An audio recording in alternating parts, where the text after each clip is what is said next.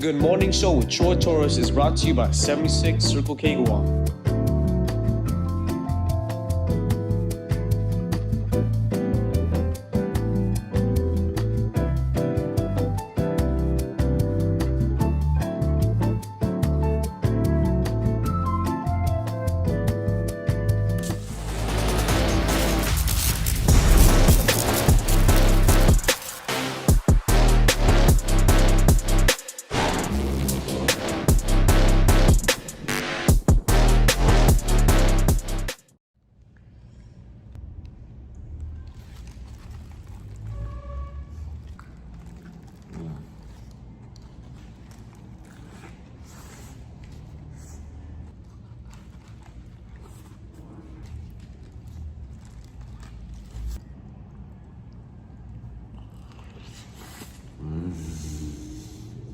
Welcome to the new week. It is Sunday, July 5, 2026. It's 6:39 a.m.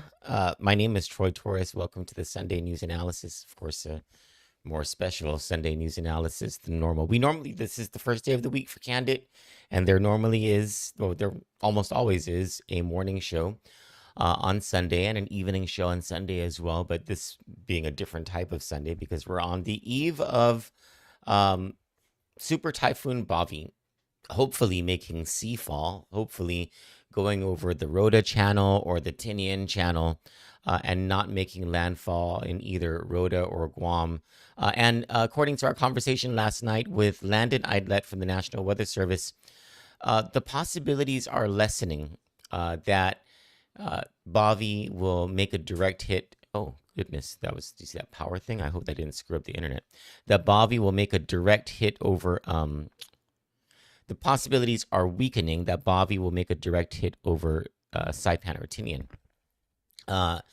And so that's great news. I personally, throughout this entire period, ever since we've been watching what was Invest 95W and as it grew, my personal prayer has been that it not go to Tinian and Saipan. It's just, all things considered, right? And so it's looking a little more and more like those prayers are being answered, except that this might not be such great news for Rota and Guam, but there's still a prayer left that the eye of it will go over open water, which would spare the Marianas from the brunt of this thing. And so on the other side of the commercial break, we're going to talk to Brandon Aydlett with the National Weather Service Guam office, who can tell us about what the latest forecast is showing, whether things are tightening with the path. And according to a look at the Joint Typhoon Warning Center's latest bulletin this morning, maybe perhaps a slight weakening of expectations of its strength as it gets through this area. That's my civilian read of it, but we will verify that with Brandon Aydlett on the other side of the commercial break. Stick with us.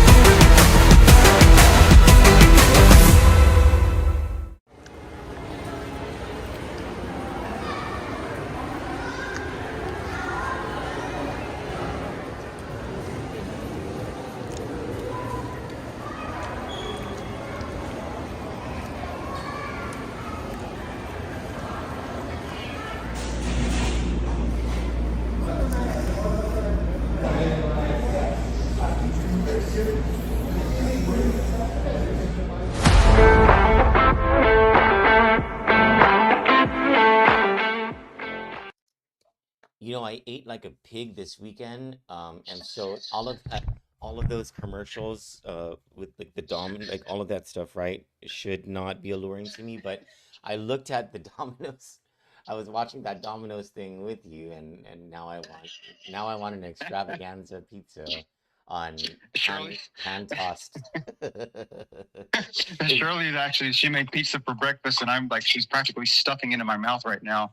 I'm trying to. Your wife made pizza for breakfast? What? Absolutely, homemade pizza. That is awesome. So, from scratch, everything homemade. That is amazing. But, Who makes so I'm trying homemade to. pizza? Like, that's amazing. That's all Shirley, and so I think she's trying to blow me up. Maybe put another 10, 15 pounds on me so I can just thin out over this next several days of storm, and eating is going to be very fragmented. I am always since I'm a fat boy. Ever since I was a kid, I've been a fat boy. So I am all in favor of skinny people getting fat. You stuff his mouth, Shirley. You get him fat. She's working on it. Thanks. I'm glad that we can have a light moment. Joining us on the phone is Brandon Aydlett with the National Weather Service Guam office, and he's kind enough to spend this. It's 6:44 in the morning on July 5, 2026. It's a Sunday, and he's going to talk to us about what's going on with Bavi. That's how important this whole thing is. I looked at Brandon. I looked at Joint Typhoon Warning Center's bulletin number something, their latest bulletin, and I saw what looked like a little bit of good news. I mean, it's not good news, but it's still like a little bit of good news. Like its anticipated strength on time of arrival has gone down slightly. Am I reading that correctly? That is correct. And so we are still we're looking at a 155 miles per hour. It is a high-end Category 4, still considered a super typhoon since it's exceeding 150 miles per hour. And so a couple of things overnight. We're still looking at satellite imagery. It is still a very well-developed, well-formed, mature super typhoon with a very clear eye. We've been seeing that eye wall replacement cycle underway. And so what that tends to do is that we were already kind of close to peak intensity yesterday at 160, 165 miles per hour. The eye wall replacement cycle generally kind of stalls any further intensification. It can lead to some short-term weakening. And so that could be what we're seeing reflected in the GWC forecast with that intensity down to 155 miles per hour. And possibly I know at the 1 a.m. advisory from the JTWC, they had it dropping down to 150.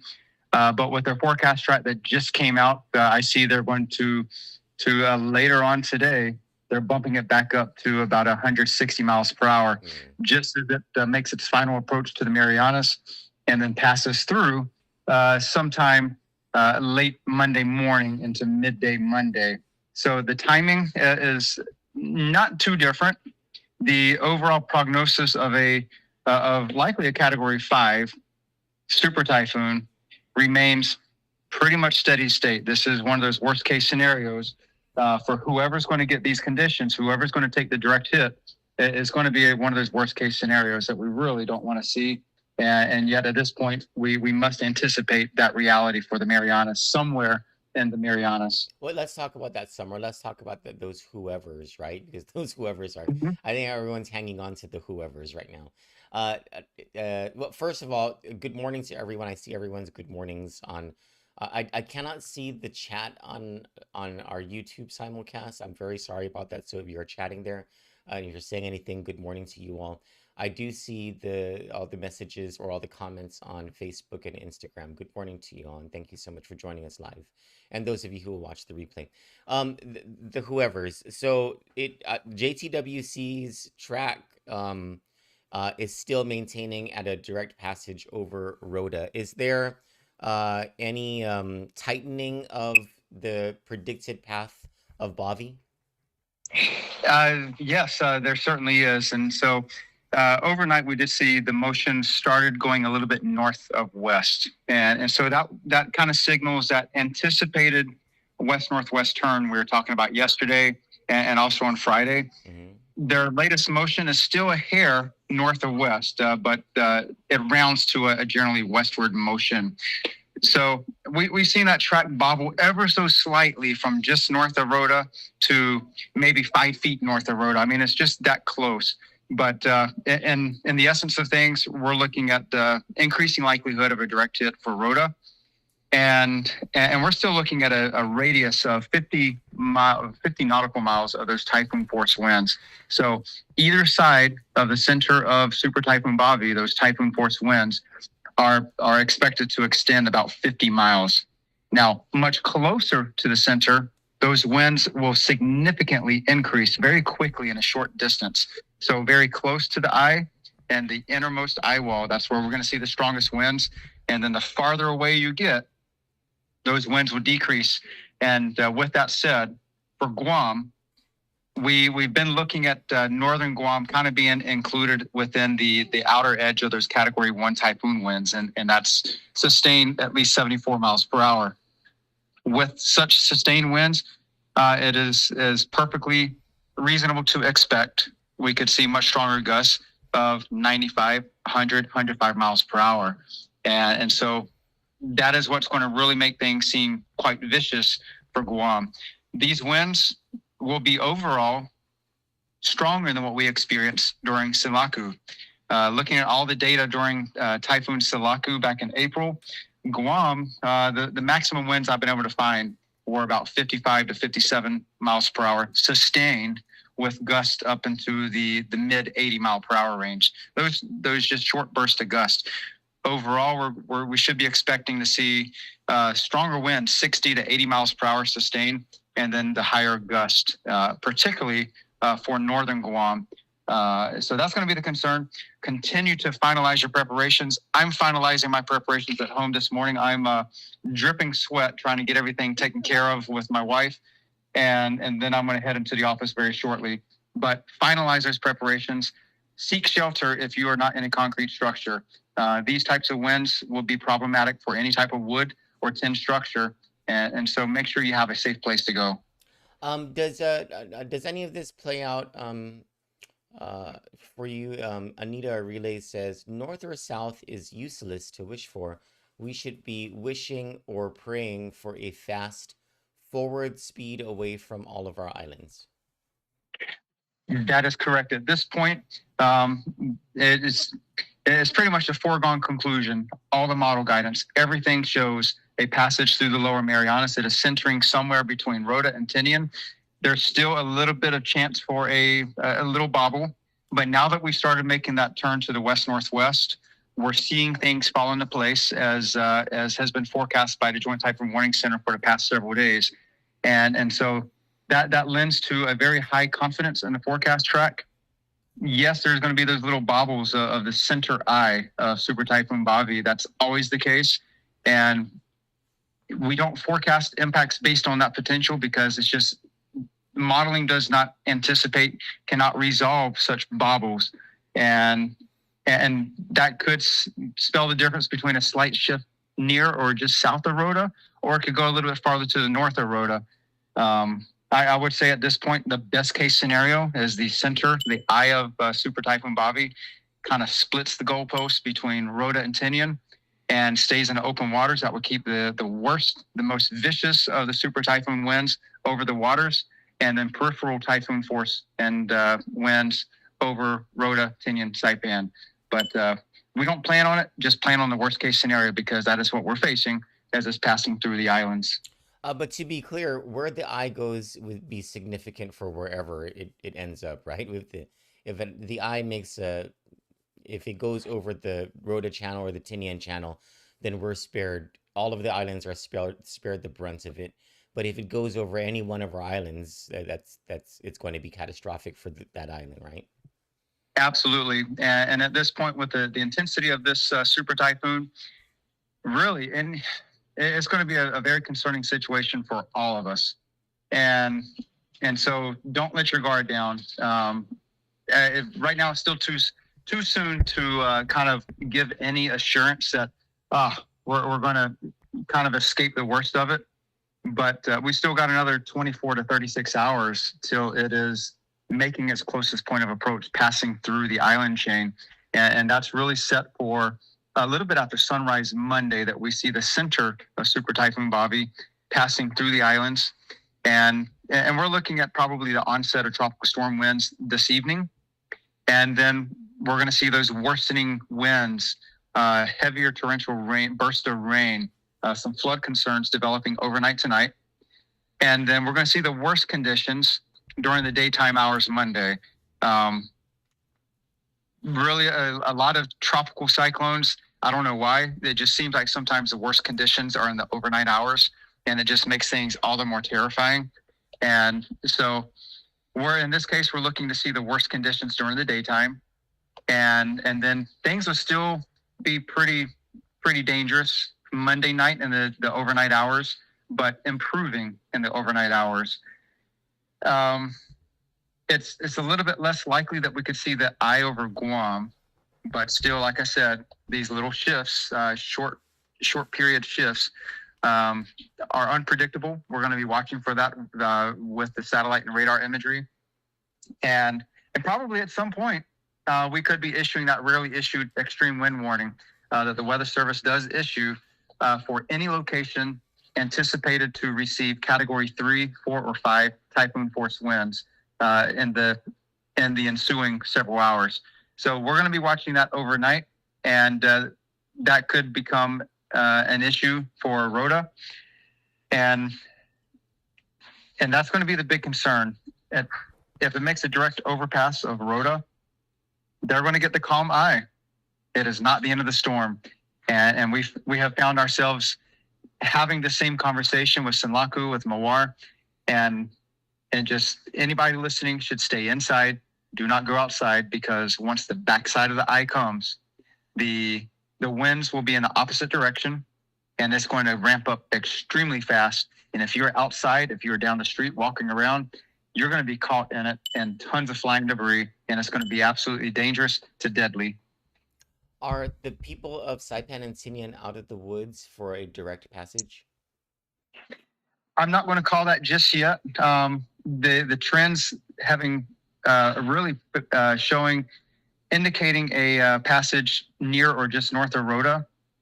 It does give a little bit of breathing room, but I would not call it with any finality at this point. Some of the models still show a little bit farther of a northward shift that could bring much stronger eye wall conditions over Tinian and Saipan. So right now, everybody fully focused on finalizing your preparations today. We got heavier showers, increasing gusts. We're already seeing gusts about 30 to 35 miles per hour across the islands out of the northeast.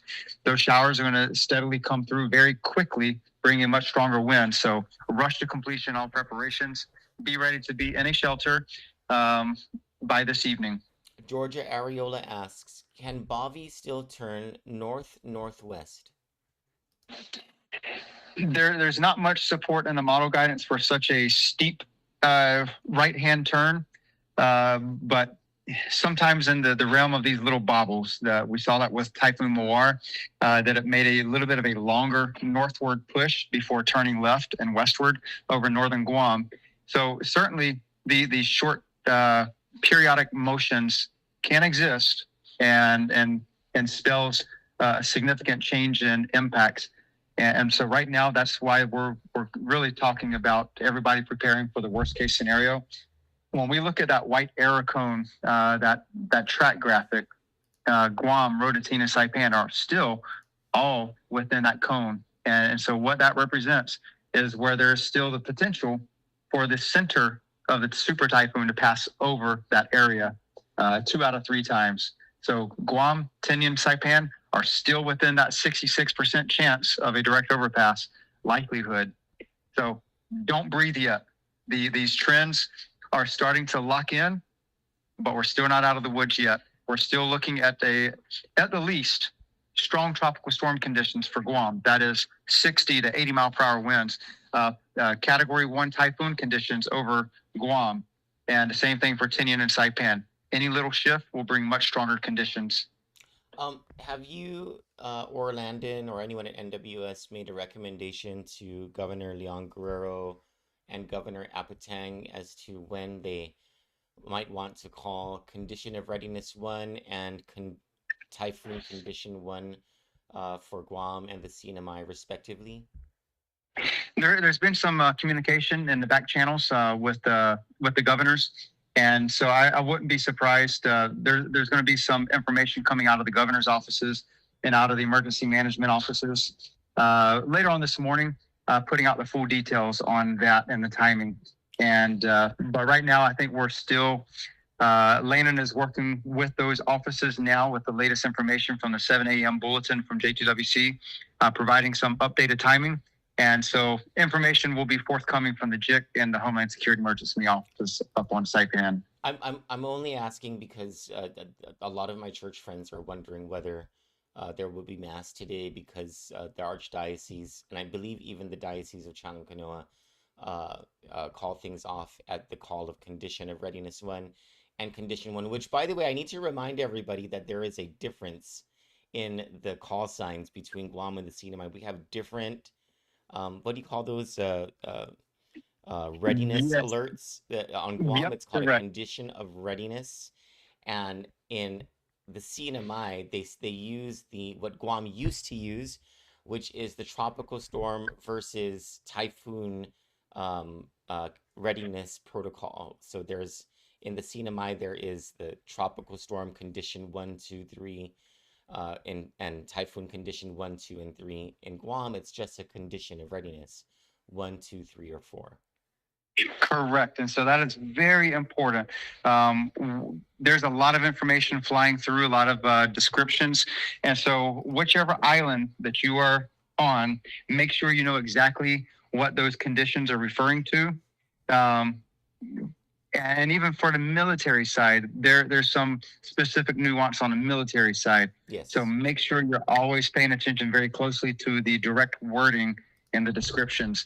From the Weather Service side, we just differentiate with the watch that is issued 48 hours prior to onset of tropical storm winds.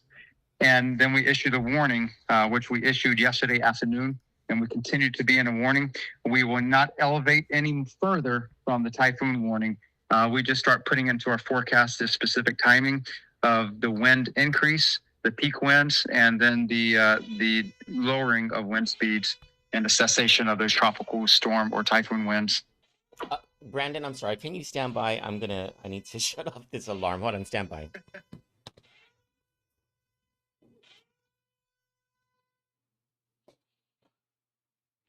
Sorry about that. Don't worry, that would sound alarming to me. Yeah, so I'm gonna ban someone from our page who is saying some ridiculous things. Stand by. Ban from page. Yes. Confirm. Yeah. So, you know, there was just some idiot posting a comment where I guess he has issues reading or listening to people, to what people are saying, and this is an issue with every single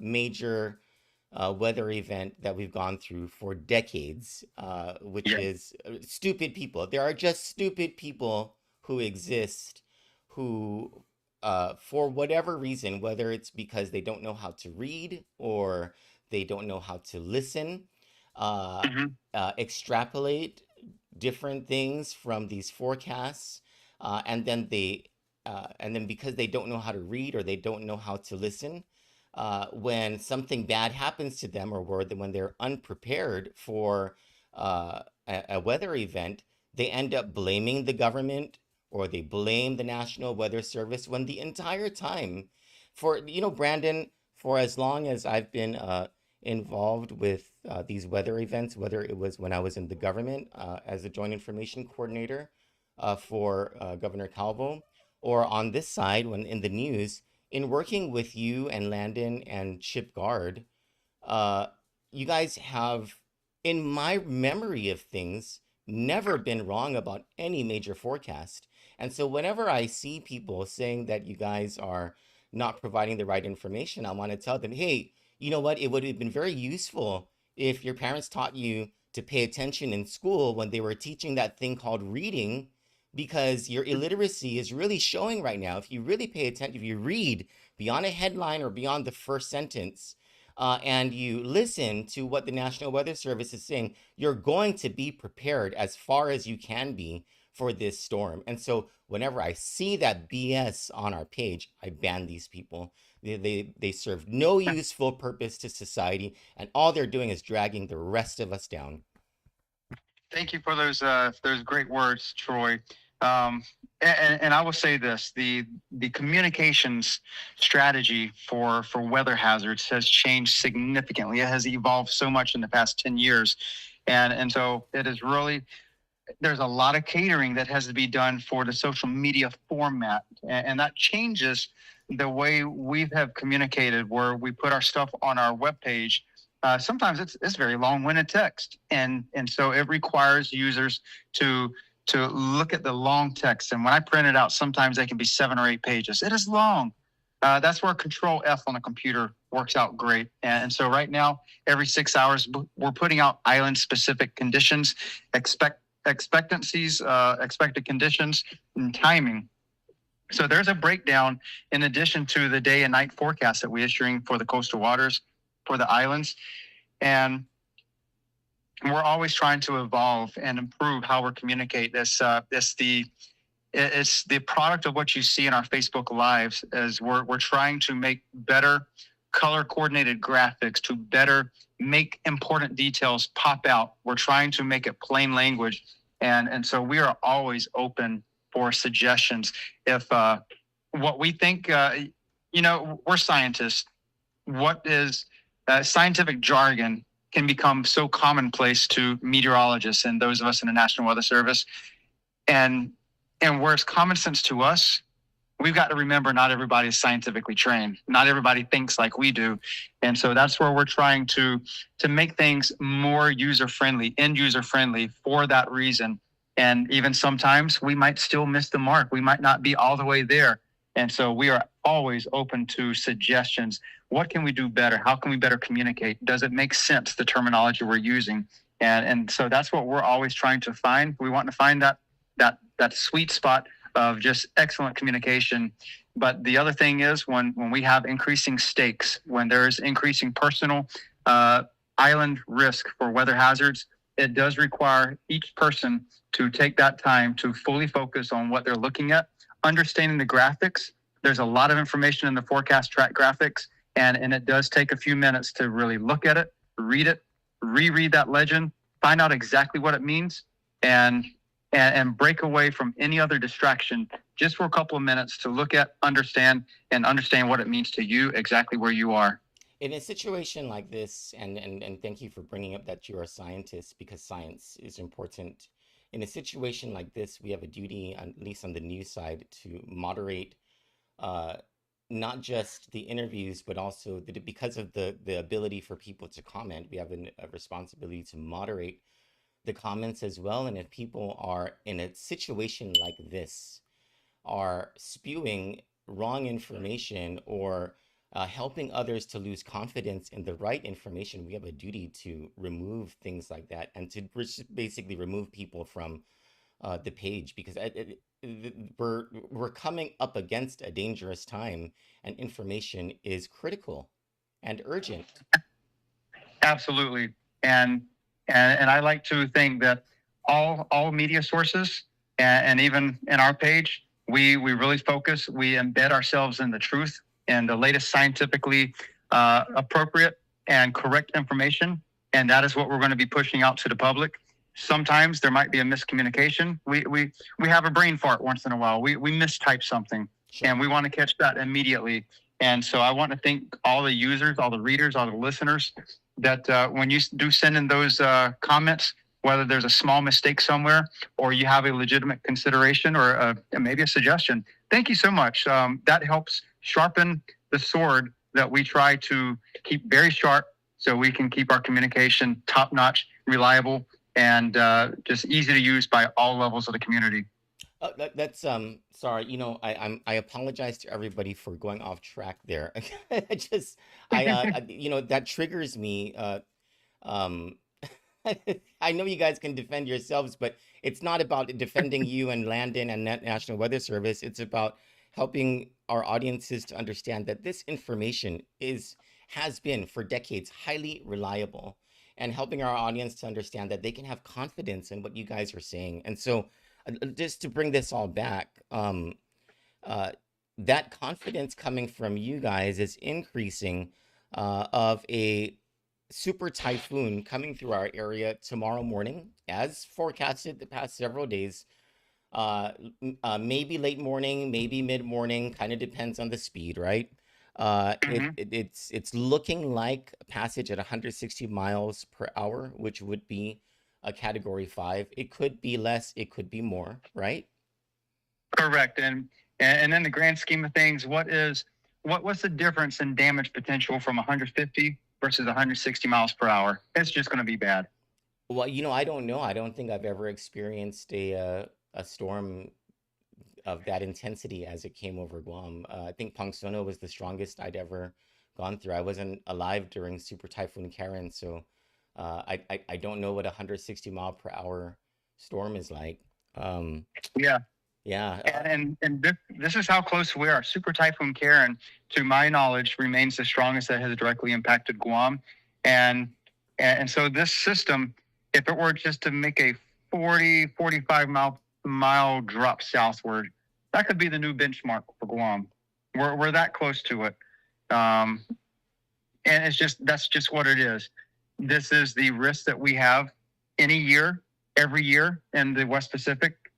The Marianas island chain is in that perfect spot to see tropical cyclones intensifying, rapidly intensifying. Uh, we have that warm water source any time of the year.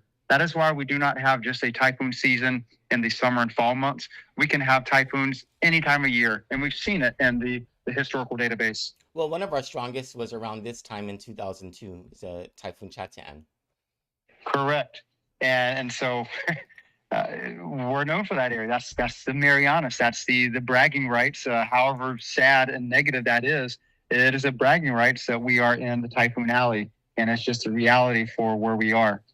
And I want to remind everyone in Guam how long we went without power and water after Typhoon Chatan in July of 2002. It was a miserable experience, but not nearly Yeah, as miserable as the recovery period from Super Typhoon Pongsona 6 months later on December 8th, 2002, when most of us did not have power or water going into 2003.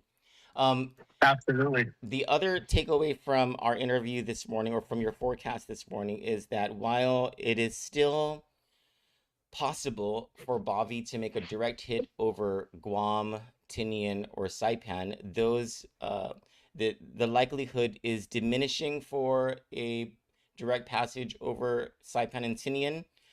It's still a possibility, a stronger possibility for direct passage over Guam, though there is increasing likelihood of a direct hit on Rhoda.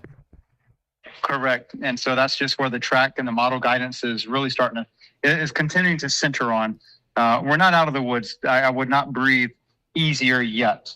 But yes, everything still points to a closest to Rhoda passage and typhoon conditions for all of the lower four Mariana Islands, Guam, Rhoda, Tinian, Saipan. And just whoever is closest to that center is going to see very dire situation. The Joint Typhoon Warning Center is citing 45-foot seas. That is just the significant wave height, the average of the highest, average 10% of the waves. And we're definitely going to see much higher maximum wave heights. So it's going to be nasty out there. The coastal inundation surge will be several feet. Higher shoreline run up, that's the wind driven and the surf driven run up of the waves breaking just offshore, pushing that force of water up on land. It's going to go up a little bit higher. And so it's going to be a rough next day and a half, 2 days. So be ready and be in shelter by this evening. I want to thank Ray Cabrera, who posted as a comment this message from that appears to come from Bishop Romeo Kamukar of the Diocese of Chalankanoa. That is the diocese that has churches in Saipan, Tinian, and Rhoda. And it says, "Hello, fathers, deacons, diocesan parish staff, brothers and sisters, peace be with you. As per our policy, once the CNMI governor declares," it says condition of readiness 2, but I think that's a wrong designation. I think in the CNMI it's typhoon condition 2, right? All our church and community activities must cease. This is for the safety of all, as it will be Sunday tomorrow. I guess this message was issued yesterday. I hereby dispense you from your obligation to say the Sunday masses, and for our faithful from their obligation to attend the mass due to this super typhoon. There's more of that message in the comments if people want to look there. I went just to verify onto the Diocese of Chalon-Kanoa page, and it looks like the bishop 10 hours ago issued an announcement that in anticipation of the governor declaring Typhoon Condition 2, all church activities and public liturgies throughout the diocese are automatically suspended until further notice. I don't think we have that same notification from the Archdiocese of Agana. Just to be clear, everyone, that was for the Diocese of Chalon-Kanoa that I was just reading. For the Archdiocese of Agana, according to my priest, Father Val, and at Our Lady of Lourdes Parish in Jigo, the Archdiocese protocol triggers at Condition of Readiness 1, which has not yet been declared for Guam. And going just to talk about that, Brandon, any idea? I know you were a little hesitant to say when, but are you guys recommending a certain time for the call of Condition of Readiness 1 in Guam? I am not sure if we've made any, I've not heard that we've made any recommendation, but that's ultimately going to be up to the governors to decide. And I know the governor of Guam and the admiral will kind of hand in hand make that decision. So I wouldn't be surprised with our latest bulletin having just gone out as of 7 o'clock this morning. I won't be surprised to hear something soon. And just a reminder for all the churchgoers today, yes, definitely follow along with the social media pages. Call into the churches if you're going to have services this morning. Same thing for any travelers. Reach out to the airlines, reach out to the airports to see what their status is. I know the Guam International Airport is probably mentioned in some of the JIC releases. There's a lot of information going through. Take a quick perusal. If you're looking at it on a computer, that Control F speeds up the process, and that's what I use all the time, just to find those keyword searching. And I guess going back to the earlier conversation, there's a lot of information flying around, and there's bound to be little mistakes in some of the definitions, the timing. And so just as we're all dealing with the stressful situation of both preparing the communities and then also preparing our home front, individual and collective, there's going to be mistakes. Just operate with a little bit of a measure of grace and reach out politely. And just note any errors, and that's so much appreciated both in the weather office and then also in any of the government offices that's providing all these JIC releases. You know, I'll tell you, Brandon, everywhere I've been the past couple of days, like every single person has smiled, has been very nice, despite the level of anxiety, right? And every person who has asked me, what's the latest? Almost everyone has said, I really hope it doesn't go to Saipan and Tinian. Exactly. I've heard that so many times, even in the national media. And that's what makes the islands out here so amazing. We sadly, facing these types of scenarios is kind of a way of life out here. But I think the islanders approach these situations differently. Yes, it's stressful, it's tense, but there's still that community. There's still that humanity that kind of unites everybody. Is bulletin number 16 the 7 a.m. bulletin? Correct. That is the latest fresh out on the streets. Am I reading this right? That it looks like maybe Rhoda might be spared a direct hit, according to this forecast? Let me see. Well, the forecast track has nudged just a touch north, and it might be to the point of splitting hairs. Okay. Yes, the center of the eye is just north of Rhoda, but if the typhoon were to pass through exactly along this track, a good portion of Rhoda would be within the calm of the eye. Oh, okay. So hopefully it goes a little further north to make a direct sea passage. Do you call that sea fall? Don't really call it anything, just a near hit. Okay. And so when we talk about like a direct hit, we're looking for confirmation that any part of an island or location has entered the clear, calm portion of the eye. Though we've seen it too many times where the eye wall stays over the island. Typhoon Dolphin in 2015, the eye wall stayed just offshore northern Guam. And so northern Guam was in the eye wall for a good portion, for a lengthy time.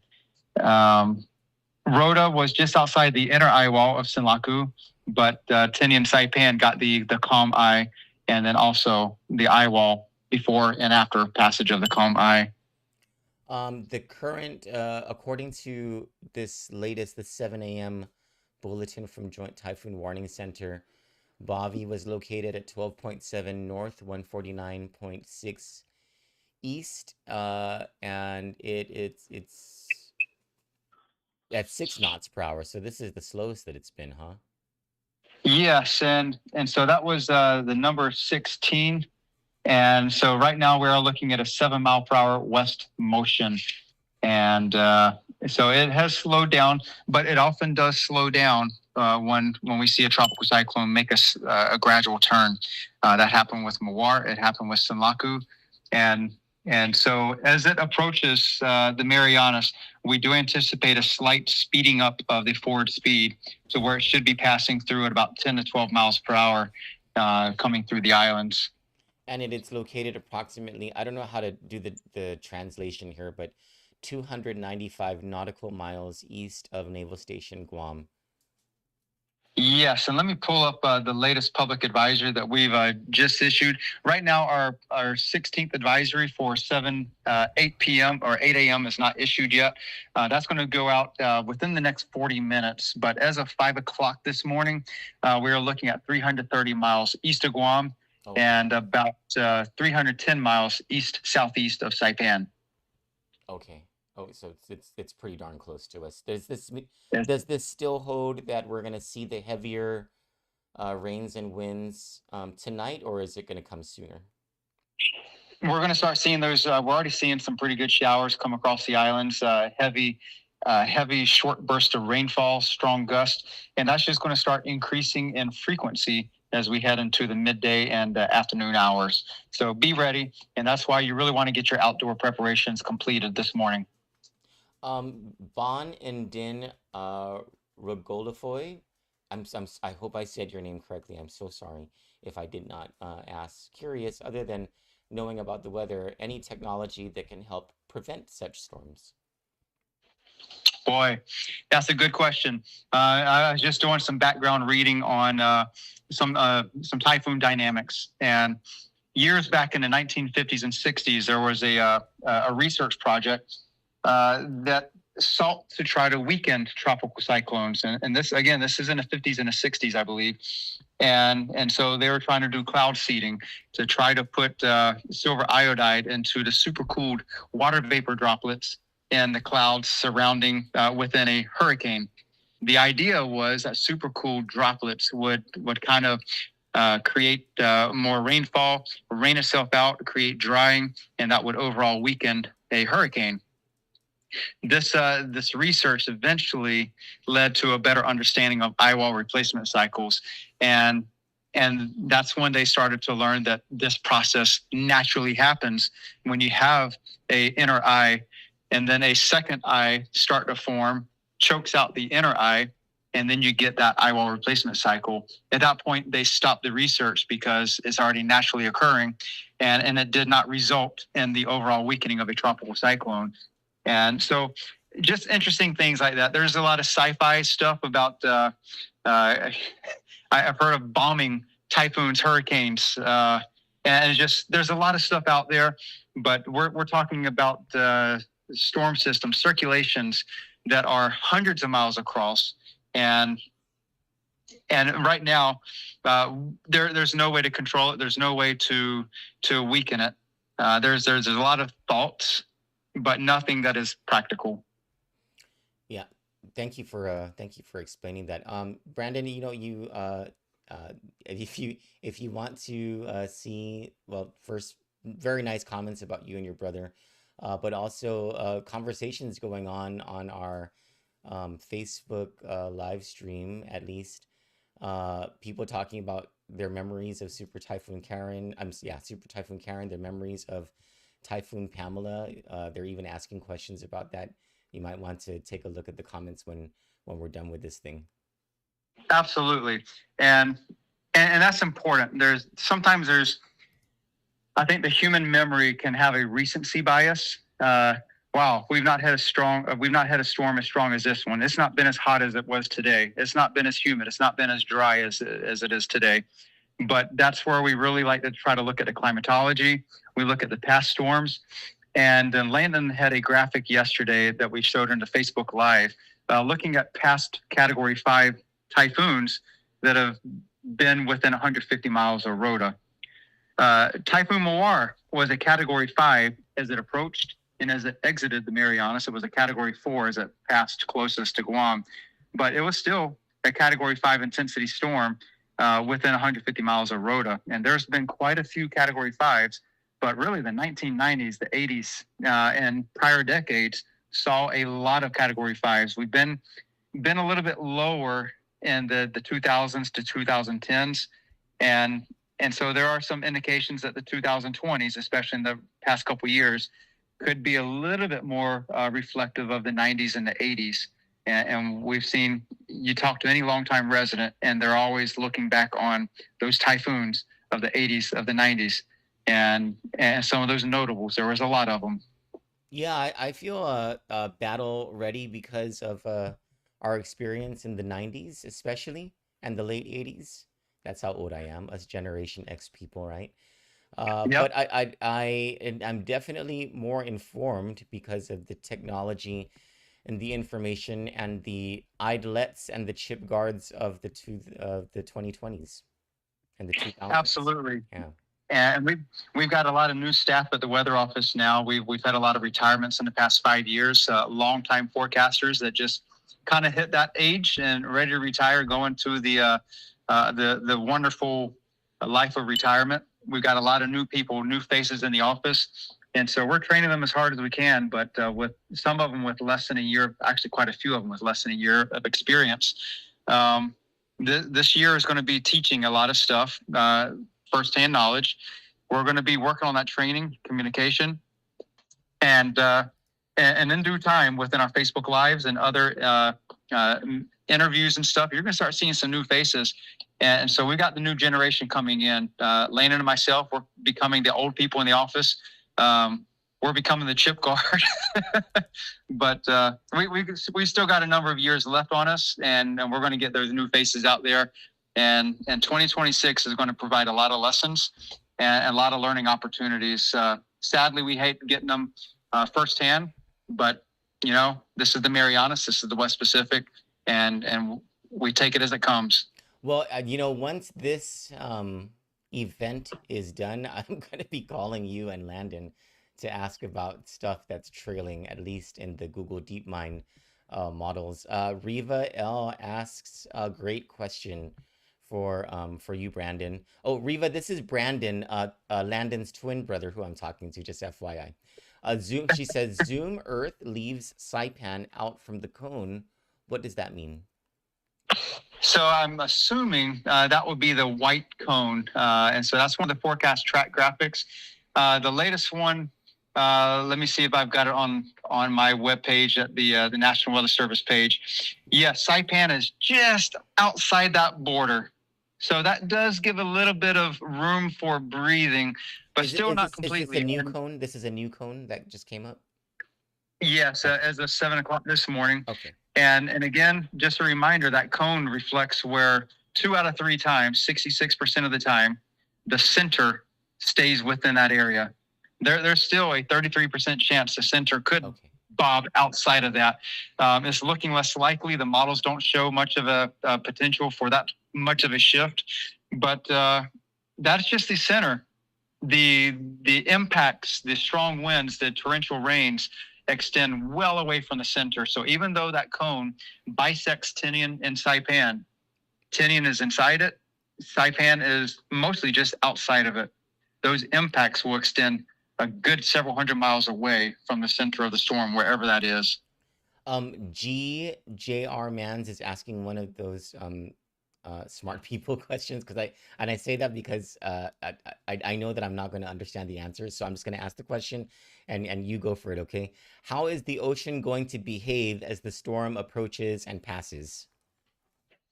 All right, well, I'll answer that in two ways. One, let's talk about ocean temperature. Ocean temperature is very warm. It is typical for this time of the year as the sun is at a higher latitude in the summer months and the fall months. We just had the summer solstice in late June, and that is when the sun is at the northernmost extent and more directly overhead. So that does allow more direct solar radiation coming all the way down to the ocean surface, warming it up. Additionally, when we have the weaker trade winds, we're not seeing that much of a churning of the water level. So we're just warming up that skin temperature, the surface of the ocean. And of course, in this part of the West Pacific, we have a deep supply of warm ocean water. So we're going to have that plentiful supply of warm water that will feed and fuel Super Typhoon Bavi. Now, once Bavi passes, sure, we're going to see a small cold wake in the backside of Bavi. It's just one of those standard things that we see with tropical cyclones, that they leave a wake of slightly cooler water behind them. Additionally, one of the things we often see is lower tides after a tropical cyclone passage. That was definitely the case in Mawar. It was definitely the case in Sinlaku. So it's quite possible we're going to see much lower low tides and even lower high tides, just because the water levels are going to be a little bit lower. So we might see some exposed reef for several days after Super Typhoon Bavi's passage. Now, the second answer for that is, let's talk about the sea state and coastal inundation. We're already seeing the seas coming up ahead of the typhoon approach. Those easterly swells are already coming up. We're getting some reports on the east side where just massive swell are coming in. Surf is coming up. We saw some notable coastal inundation ahead of Sinlaku on the eastern shore of Guam. After Sinlaku, up on Saipan, we saw evidence of very high run-up as large waves pounded the eastern side of Saipan and washed up pretty high on shore. That's going to be the case for now, today. As the winds pick up with Super Typhoon Bavi, we're going to see, we're already seeing white caps on the ocean. Surf is going to really start increasing from the east, the north side of the islands, and then eventually on the west side of the islands, as especially Guam and Rota, pending a passage to our north. Eventually, the surf is going to pick up on the south side of the islands, as on the backside of Bavi. So it's going to be nasty out there. We're still looking at several feet of storm surge potential. And storm surge, the textbook definition is just the rise in the water level. We measure that at Opera Harbor and at Pago Bay. Now, just the pressure-related effects of Super Typhoon Bavi will cause the ocean surface to rise a couple of feet, several feet near the center. So that's going to be for Rota. And then the other consideration is the very large surf, the wind and wave-driven run-up, that we're going to see water piling up higher on the reefs and more likely to come up onto normally dry shore. Just those waves are going to push that water up. We saw some major erosion on all the coastal beaches of Guam, and especially in like Ipao Beach and Tumon Bay. So that's going to be a concern. Perhaps not as big of a concern as what we saw in Sinlaku, where we saw Marine Corps Drive flooded. That was just unprecedented flooding of the past several decades. I'm not going to say all time. I know there's been some notable typhoons in the distant past that have done some impressive flooding, but Sinlaku was the worst flooding that I've seen in my 16 years, and probably had to go back a couple of decades to see worse. But that was part of a product of the massive wind field of Sinlaku, very slow passage of Sinlaku, and it allowed the swell to fully develop on the ocean. And with Bavi moving faster, a slightly smaller, more compact typhoon force wind field, I don't think we're going to have the opportunity to see such massive swell and coastal inundation, but still, it's going to be very bad surf, powerful rip currents. Do not go in the water. Do not venture close. These waves come in, they hit the cliffs, and they will catch people off guard. Stay away from shore. don't go in the water. The currents are going to be powerful even after the winds have subsided. We're going to get massive swell on the west and south side of the islands for several days. Stay out of the water. Don't tempt it. Don't tempt fate. Don't have rescuers have to risk their lives to come save you. I knew it. The only thing I understood out of that entire thing was don't go in the water. Like the entire lesson for me was just don't go in the water. Great advice. Otherwise, I didn't understand the rest of it because I'm not a water person. I'm not a science person. But thank you. I knew I wasn't going to understand the answer as soon as I saw the question. Big waves, stay out. Big stay out. Thank you. Josh and Cami Blas I just want to mention it just for everybody who's waiting for an answer to that. After my call with you, Brandon, I'm going to call the Joint Information Center in Guam because Josh and Cami Blas are asking, is there a number that we can call for a ride to the shelters? And now that I'm thinking about that, I'm going to pull up because Josh and Cami Blas might be asking about shelters in the CNMI. So I'm going to pull up the information that we have from the CNMI Joint Information Center. And while I'm doing that, call the Joint Information Center in Guam to get the number or numbers for Guam transportation to the shelters. Is there anything else to add? Well, I think from maybe a preparation standpoint, for people at risk of, well, actually, I did it yesterday. It would be a good practice just to take pictures of your homes, outside, inside, your cars, in case you suffer significant damage. Good. Have cash on hand. Yeah. And just be ready to go the next several days without any type of communications. But as we go through today, make sure you have an understanding of the timeline. When we're expecting to see worsening conditions, the worst conditions, Monday morning, Monday midday, and then improving conditions, Monday night, Tuesday morning. Have an understanding of the timeline. So when communications fail, you still have an understanding of what's going to happen. Don't be in the dark, knowledge-wise. Okay. I completely forgot about the whole take pictures for everything. I need to do that today, as well as finish my typhoon prep. I got water yesterday or last night and gas. I got canned goods yesterday, and now it's just the cleanup around the house portion. If I can ever stop working. All right, thank you so much, Brandon. I really appreciate your time on this. I'll be calling, I guess, either you or your brother Landon later today. Maybe I'll even visit you guys over the National Weather Service to get an update from you guys midday. Sounds good. Yep, I'm packing up now to head into the office, and probably will be there for the next 48 hours or so. Got it. And just pull up at the office. I will try to bring you guys food just like the last time. All right, I appreciate it. Thank you for thinking of the office. Yeah. And everybody stay safe, and we'll be talking a lot in the near future. Thank you so much, Brandon. God bless you. Take care. Bye. That was Brandon Aydlett with the National Weather Service Guam office. Okay, so Josh and Cami Blas, let's get you some answers. Or any of you who are wondering how to get transportation to the shelters. In Guam, the shelters opened this morning, 36 minutes ago. In Saipan, Tinian, and Rota, the shelters opened Friday at 3 p.m.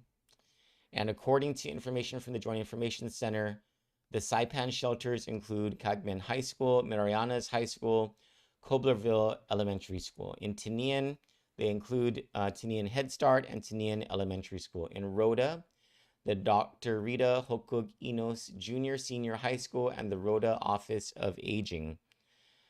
Residents needing transportation to designated shelters may call the Commonwealth Office of Transit Authority at the numbers listed here for assistance. Please note that passengers are limited to one carry-on item per person, such as a small luggage or duffel bag. The numbers are 670-237-8000. That's 670-237-8000 and 670-664-8000. Again, 670-664-8000. Now, for the number for Guam, who to call to get transportation to a shelter, let's check. Let's call Civil Defense now. We'll ask this to be connected to the Joint Information Center. Hoffe Guam Homeland Security. How may I help you? Hafide, good morning. This is Troy Torres with Kandit News on a live stream newscast. Can I be connected to the Joint Information Center, please? Okay, one moment. Thank you so much.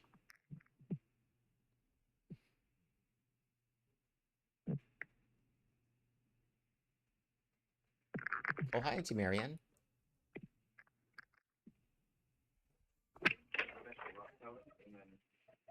I love you and miss you, Auntie Marianne.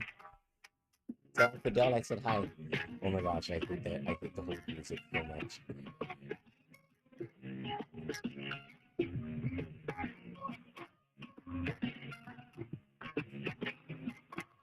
Phone hold music drives me insane.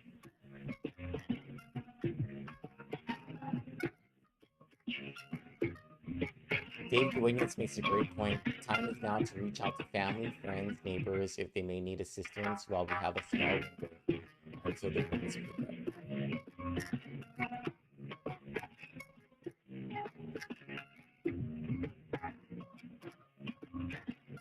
Riva, yes, God bless you. Riva says we really need to build a big shelter with beds and bathrooms.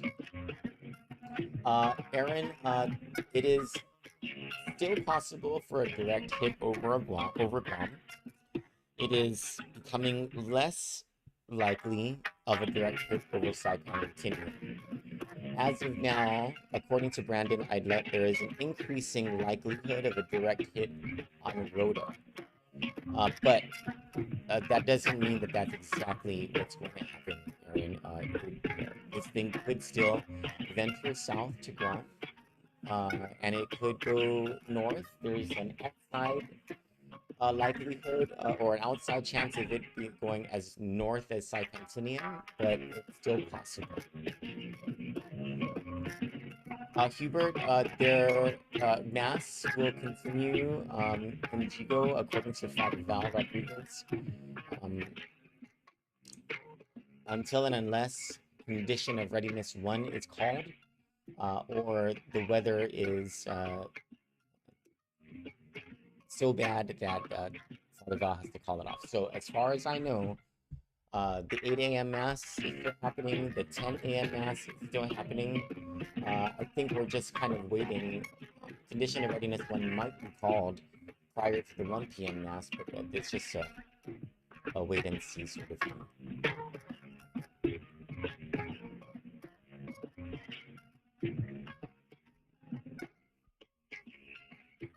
I really hate hold music. We're waiting to get word for them, and I don't know. Maybe there might be other updates from the Joint Information Center.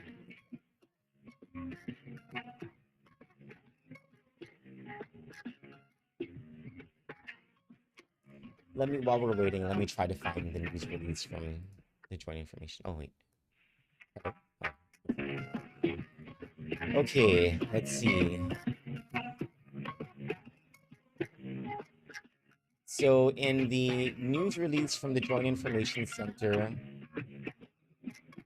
on the 5 designated shelters, there is no phone number listed for transportation to the shelters, but there is this note: transportation to and from shelters may be available through the village mayor's offices. Additionally, agencies, employers, and contractors responsible for H-2B workers are reminded that they are expected to provide housing accommodations for their workers. Hello? Hi, is this the JIT? Troy, unfortunately, they're not answering. Do you want to leave a number and I can have them call you right back? Yeah, well, could I just, I don't know if you guys have it in a holding statement there, but is there a phone number people can call for transportation to the shelters? Okay, let's see here. Okay, it says transportation to emergency evacuation centers is available through village mayors. Residents needing transportation should contact their village mayor's office as soon as possible to make arrangements. Did the JIC release a listing of the phone numbers of the village mayors that we can have? Okay, do you want me to go ahead and give you the direct number for the JIC? Yes, please. Is it 0208? Yes, Okay. 478. Yeah, thank you. Okay. And extension 091 and also 10. Extension 09 what? So 09 and also 10. So 0809 Oh, and okay, 10. got it. Sorry, I'm dense. Okay, thanks. Thank you so much. God bless you. Okay, Yeah, it's thank done. you. I know the number because that's my old stomping grounds. 4780208. My one gift in life is I can memorize phone numbers.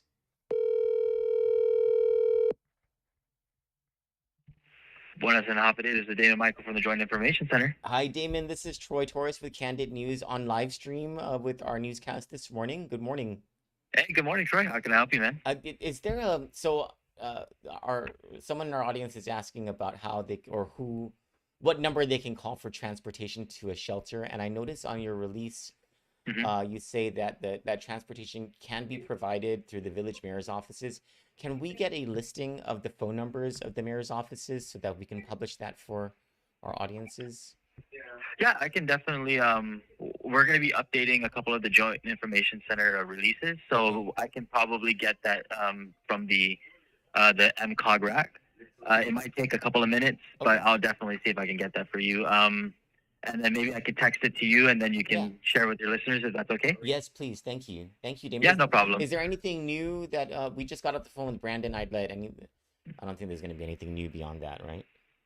No. So the most updated information that I can give you is I know that the governor will be going into a meeting at 8 a.m. Okay. So basically after 8 a.m. we should be expecting to hear more information about the latest and greatest of Typhoon Bavi. Bavi. Oh, is there Bavi. are we looking at a Core 1 declaration this morning, anytime this morning? Nothing has officially been said at this moment, so we are all basically in the dark. But we are expecting that after this 8 a.m. that there should be some sort of announcement when it comes to the next core update. Yeah, can you please let us know as soon as possible? There are a lot of people wanting to know whether there's going to be a mass today. Of course. Will you be still live streaming within the next maybe hour or two? No. I'm tired. I want to eat some breakfast. But I know I'm not as tired as you guys. And so, Damon, thank you and everyone in the Joint Information Center and the Emergency Operations Center for all of your hard work. Of course, if I can just say to your listeners again, I just want to reiterate, we should be expecting an update when it comes to the core status within the next few hours. Okay. Stay tuned for the next JIC release that we will be disseminating to all different media platforms and anyone that may be able to help us. Thank you. God bless you. You have a good day and be safe. You too. All right.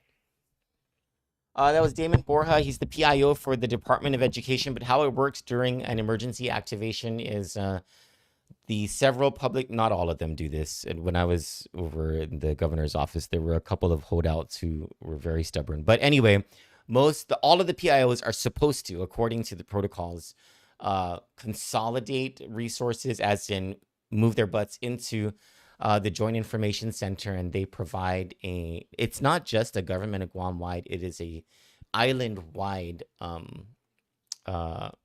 consolidation and dissemination of information. It's just such a critical operation during an emergency activation. And so Damon is from the Department of Education, but from the overnight information that was being put out, that the media is able to see, it looks like Damon was the overnight shift person and the overnight joint information coordinator, probably giving John Ryan, who is in a situation like this. He's the director of communications for the governor. John Ryan is in an emergency activation. The director of communications becomes the joint information coordinator.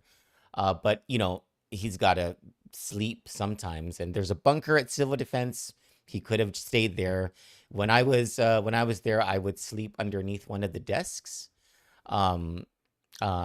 for maybe like 3 or 4 hours and get up and go to the kitchen. And emergency activations are, I could not do that. I couldn't do that anymore. It is not an old person's thing. It is a young person's thing to do. Anyway, we will have more information for you as the information becomes available here on Kandit. Stay tuned. For Kandit News, I'm Troy Torres. You all have a beautiful day. Thank you so much for all of your nice comments about us and about especially about the National Weather Service. I appreciate you all, and I appreciate you tuning in today. God bless you all. See you later.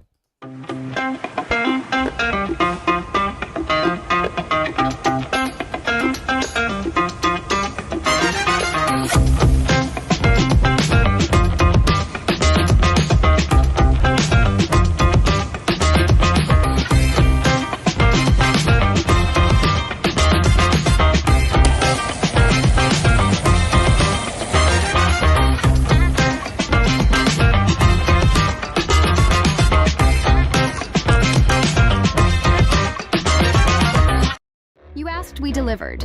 Guam Autospot is extending our overstock sell-off with the hottest deals on island, like our 2025 GMC Canyon with $4,000 off. Or slide into a brand new Mitsubishi Eclipse Cross, starting at just $24,995. September is your chance to drive big and save even bigger.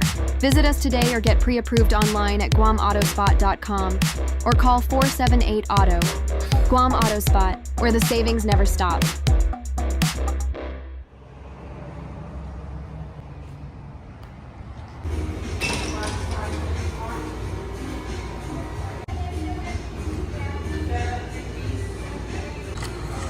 This stuff's hitting the spot.